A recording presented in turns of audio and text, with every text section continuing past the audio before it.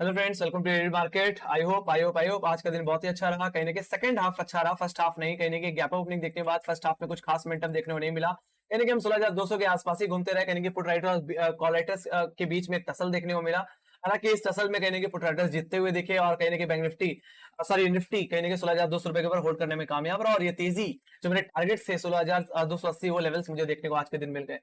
बात लेते हैं कल के ट्रेडिंग सेशन की। मेन मुद्दा है कल के ट्रेडिंग सेशन में बाजार का क्या दायरा रह सकता है और क्या ट्रेडिंग में रह सकता है। तो मैं बस इतना कहना चाहूंगा, जो कि आज जहां से हमने रिजेक्शन दिखाया है, जहां पे हम रुकते हुए दिखे, वही हमारे लिए सबसे पहला रेजिस्टेंस रहेगा। तो फर्स्ट रेजिस्टेंस जो आपके लिए रहने वाला है वो रहेगा 16,280 का लेवल। राइट, और सेकंड रेजिस्टेंस जो आपका रहने वाला है वो है 16,300 का लेवल। तो कहने के 16,200 के बाद जो कॉलेटर्स रहे हैं वो कहने के धीरे धीरे अब 16,300 की तरफ शिफ्ट होते हुए दिख रहे हैं। तो ये आपके लिए इंट्राडे रेजिस्टेंस रहने वाला है। मैं इतना ही कहना चाहूंगा, ये जब रेजिस्टेंस जोन अगर काट दे 16,280 16,300 का जोन अगर कट जाए तो ही तेजी करिए। और कहां तक तेजी करिए? 16,500 रुपए तक के टारगेट्स तक। तो 16,200 के बाद जो डिसाइसिवली कॉल राइटिंग देखी गई है वो कहने के 16,500 रुपए पे ही देखने को मिल रही है। और मेरा भी यही मानना है, जिस हिसाब से 16,200 को होल्ड कर गए उस हिसाब से कॉल राइटर जो है वो भी 16,500 पे शिफ्ट हो गए।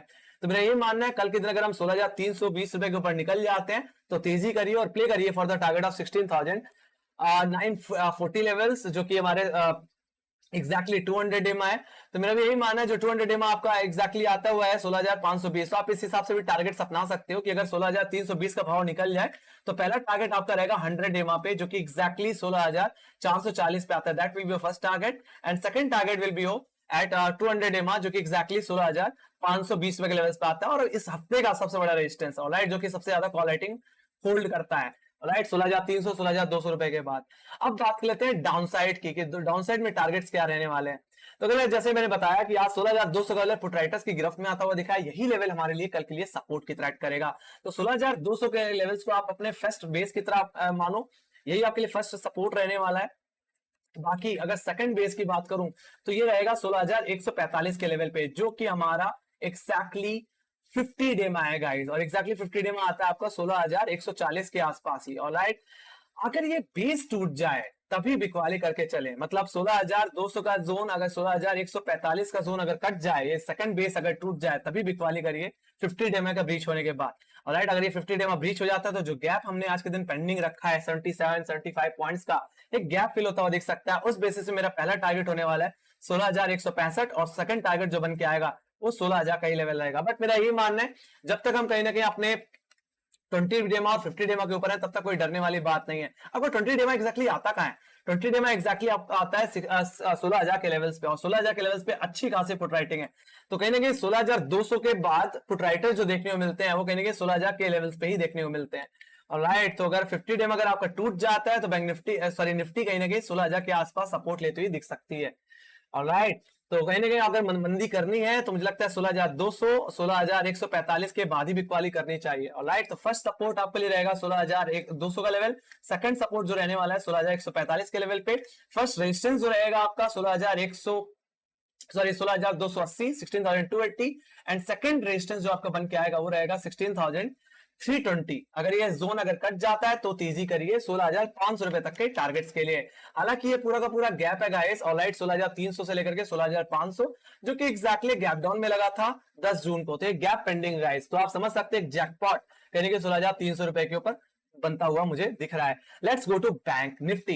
बैंक निफ्टी की बात करो तो बैंक निफ्टी में भी एक गैप अप देखने को मिला और गैप को सस्टेन भी कर गया, होल्ड भी कर गया। ये एक बुलिशनेस का इंडिकेशन है गाइस। बाकी मैंने जैसे ही कहा था कि अगर हम 100 एमा के ऊपर निकल जाते हैं तो आप तेजी करके चलिए। और 100 एमा एग्जैक्टली हमारे कहां पे आता है 35,100 के लेवल्स पे। ये लेवल्स को आज के दिन निकाला और एक तरफा तेजी विदाउट एनी रिटेस्टिंग हमें देखने को मिली। और ये तेजी हमें सीधे 16,000 सीधे कहीं ना कहीं हमारे 200 डेमा पे लेके गई बैंक निफ्टी में, जो कि एग्जैक्टली 35,360 रुपए के लेवल्स पे आता है।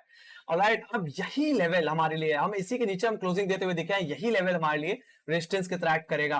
तो मेरा जो फर्स्ट रेजिस्टेंस जो रहने वाला है वो रहेगा आपके लिए 35,350 के लेवल्स पे, और सेकंड रेजिस्टेंस जो बन के आने वाला है वो रहेगा आपका 35,500, जो कि कहीं ना कहीं 35,000 के बाद जो जिस तरह से अपसाइड हमने दी है उस हिसाब से जो 35,000 पे जो बैठा कॉलाइटर था वो कहीं ना कहीं आज के दिन शिफ्ट होता हुआ दिखा टुवर्ड 35,500 के लेवल्स। तो आपके लिए जो रेजिस्टेंस है, ये पूरा रेजिस्टेंस जोन पूरा है ऊपरी लेवल्स पे 35,350 से लेकर के 35,500, ये जोन कट जाने दीजिए। अगर ये जोन अगर कट जाता है 35,500 के लेवल हम निकाल देते हैं डिसाइसिवली, 200 डेमा के ऊपर हम होल्ड कर जाते हैं, क्लोजिंग दे देते हैं, तो मेरा यही मानना है बैंक निफ्टी कहीं ना कहीं अपने टारगेट कहीं ना कहीं 35,960 तक जाता हुआ दिख सकता है। ऑलराइट, मतलब ऑलमोस्ट 36,000 तक के टारगेट एग्जैक्टली जो हमारे हाईज थे जो कि 3 जून के थे, वो 3 जून के हाईज हम एक बार टेस्ट करते हुए दिख सकते हैं अब 35,500 लेवल्स गाइस। बाकी अगर मैं बात करूं बिकवाली की सपोर्ट की, तो आपके लिए जो सपोर्ट रहने वाला है वो 35,100 का ही लेवल है गाइस। बाकी यहाँ पे कोई सेकंड बेस नहीं आता फिलहाल बैंक निफ्टी में। सेकंड बेस आप चाहो तो 35,000 का लेवल बना सकते हो गाइस। ऑलराइट, सो 35,000 एंड 35,100, 35,100 का लेवल जब तक हम 100 डेमा के ऊपर है तब तक बाय ऑन डिप करके चलिए बाजार में।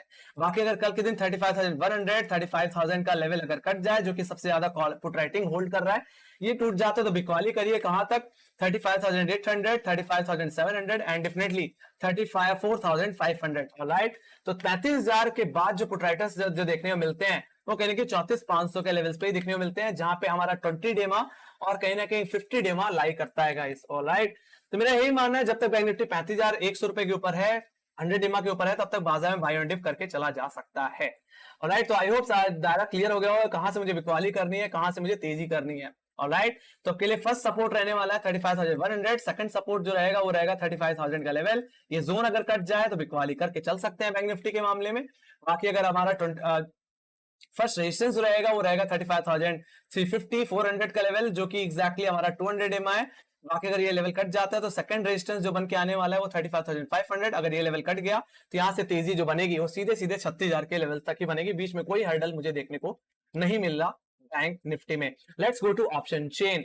ऑप्शन चेन की अगर मैं बात करूं निफ्टी की, तो कहीं ना कहीं जो पुटराइटर्स जो कॉलेटर्स की गिरफ्त में था 16,200 का लेवल, वो आज के दिन पुटराइटर्स की गिरफ्त में आता हुआ दिखा, जहां पे इसमें 60,78 का 100,000 का वाई बनता हुआ दिख रहा है। हालांकि लोअर लेवल्स पे 16,100 के लेवल्स पे और 16,000 के लेवल्स पे अच्छी खासी पुट राइटिंग देखने को मिल रही है। मेरा यही मानना है 16,000 का बेस इस आने वाले हफ्ते के लिए सबसे बड़ा सपोर्ट रहने वाला है। बाकी 16,200 रुपए के ऊपर जब तक निफ्टी है तब तक कोई डरने वाली बात तो मुझे नहीं दिखती।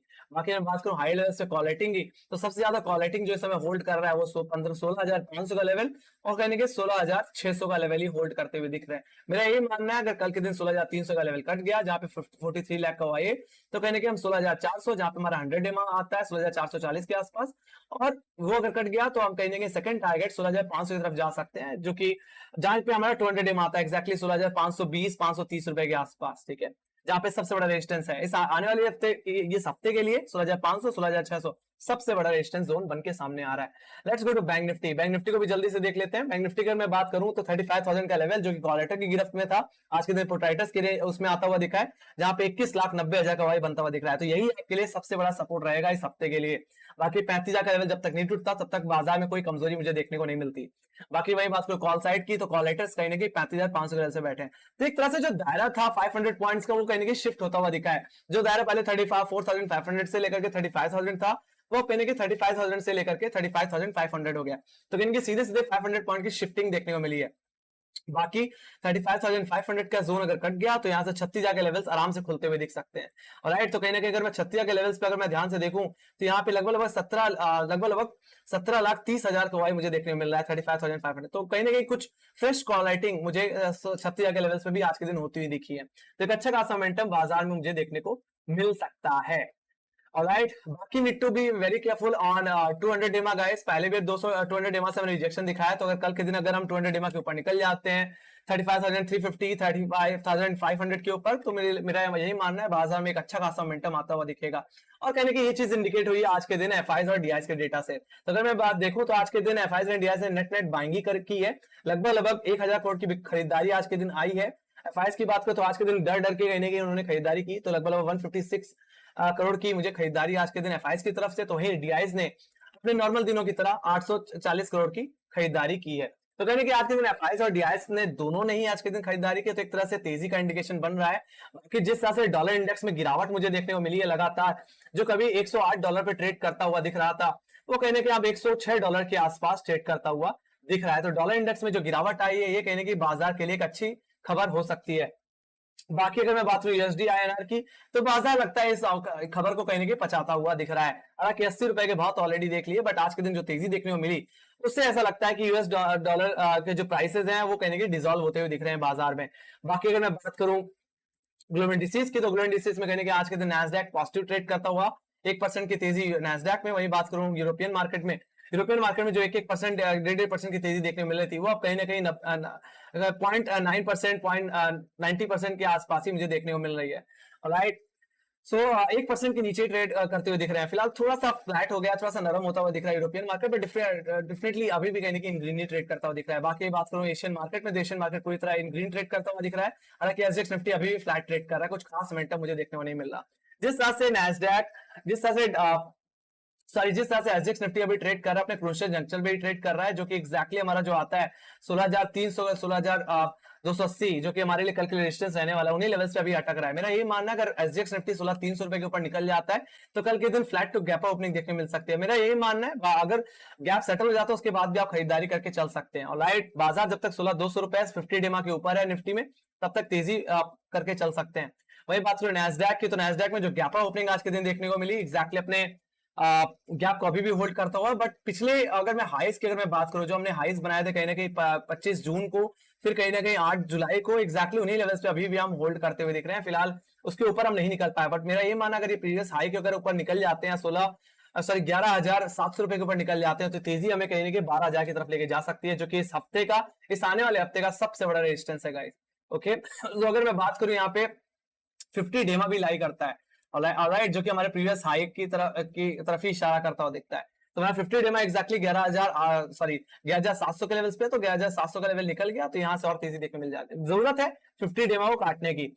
वही बात करो डाउ जोन्स में, तो डाउ जोन्स में जो 50 डेमा एग्जैक्टली आता है हमारे प्रीवियस हाई पे ही आता है ऑन एन एवरेज, जो कि कहीं ना कहीं 31,800 रुपए के आसपास ही आता है। मेरा यही मानना है अगर 31,800 का लेवल अगर डाउ जोन्स अगर काट दे, तो मुझे लगता है बहुत अच्छी खासी तेजी बाजार में आती दिख सकती है, और बाजार कहने की एक डिसाइसिवली एक गैप अप ओपनिंग लगाता हुआ दिख सकता है। बाकी अभी जो करंट सिनेरियो में जिस तरह से बाजार ट्रेड करता हुआ दिख रहा है, उस हिसाब से कल के दिन बाजार में एक फ्लैट ओपनिंग मुझे देखने को मिल सकती है। ऑलराइट, सो इसी के साथ thank you much for watching. Make sure guys like subscribe जरूर देना, और टेलीग्राम चैनल लिंक ज्वाइन कर लिंक डिस्क्रिप्शन बॉक्स में। मार्केट ट्रेड जितनी न्यूज रहती है वहां पे अपडेट होती रहती है। बाकी एनालिसिस कैसी लगी इसको आप अपने कमेंट सेक्शन में जरूर लिख सकते हैं, और क्या इंप्रूवमेंट चाहिए उस चीज को भी आप लिख के जरूर बता सकते हैं। सो इसी के साथ bye bye guys, see you next video, take care.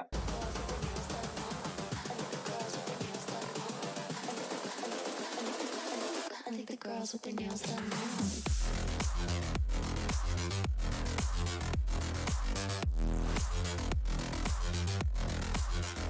Girls with their